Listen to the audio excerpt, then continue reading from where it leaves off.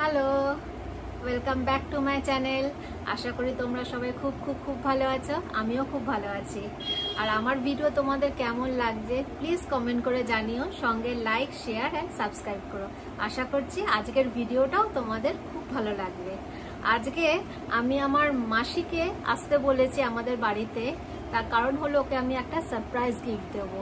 সেই জিনিসটা কি সেটা আমি এখন তোমাদের বলবো না, ঠিক আছে? ও যখন আসবে ওর সঙ্গে তোমরাও দেখতে পাবে, তো দেখতে থাকো।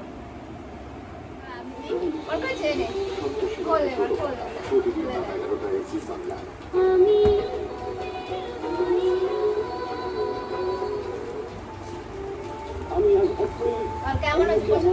পছন্দ হয়েছে? খুব সুন্দর হয়েছে। সিং করতে হবে।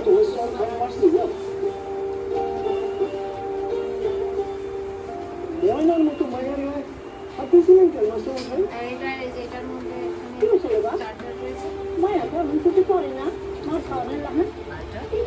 এটার মধ্যে চার্জার হাত দিলি আহা, মায়া তো বড় হয়ে গেছে। সিমটা ভরে দে যদি। হ্যাঁ, ওটা আমি পারবো না, ওগুলো সিম টিম ভরে।